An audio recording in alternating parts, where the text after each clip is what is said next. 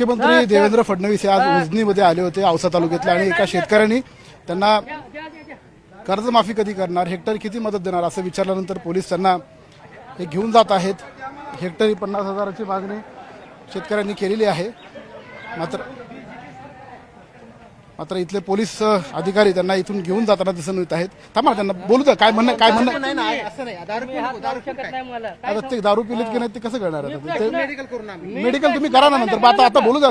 ते माध्यमाशी बोलतायत. मुख्यमंत्री अशी प्रश्न मांडू मला सांगा तुम्ही मुख्यमंत्री संवाद साधत असताना नेमकी काय मागणी केलेली आहे आणि काय म्हणणं आहे? मी सर फक्त एवढंच विचारलं की हेक्टरी मुख्यमंत्री साहेब आम्हाला किती मदत जाहीर करू शकतात.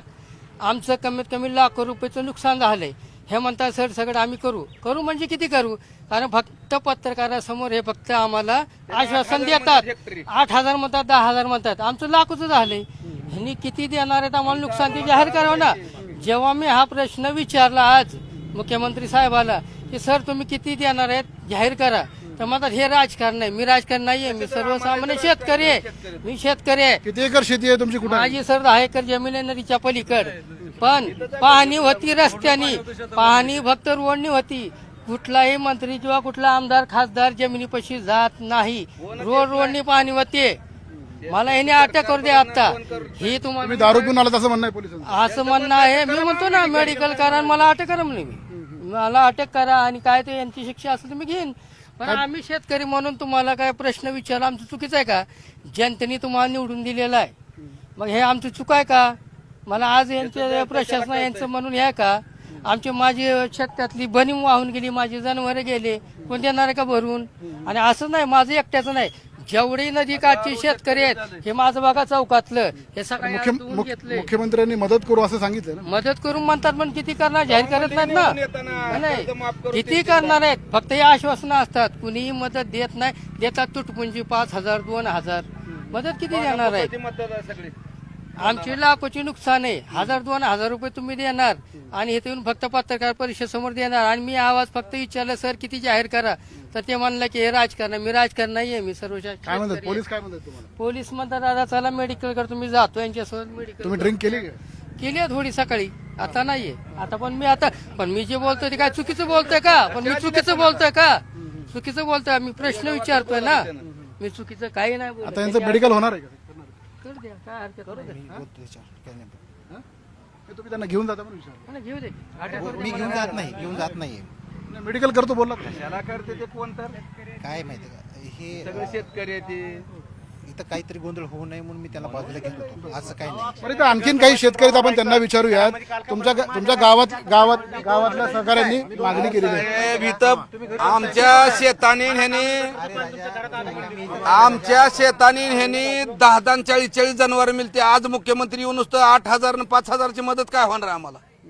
40 50 जनावर आमच्या पोटात आग पडली, सगळी वाहून गेले, मेले. जर ह्याने काय बघितलं कोणाचं? कोण बघते ते कोणाचं? कोणाच बोला हे तर कुठं 8,000 रुपये पाट्या पुसून जायची मदत असते काय? आता मुख्यमंत्री बाहेरच्या राज्याला 50 हजार रुपये मदत आहे ना, आपल्या राज्यात का 8,000? आता मुख्यमंत्री येऊन त्यांनी आश्वासन दिले. कशाचं 8,000? तुम्ही समाधानी आहात का? कशाचं 8,000 समाधान? आमच्या नुसतं पुढे सरकारला 50,000 रुपये लागाल ती. इथं का आमचं जळाला आत्महत्या आम्हाला माहितीये, त्यांना काय माहितीये? नुसतं येऊन बोलून जायला काय लागाले? शेतकऱ्याचे जीवावर करतात. मालाला भाव नको, उडदाला भाव नको. उडीद 12,000 निघाले, 2,500. काय मागणी काय राहणार आहे तुमची?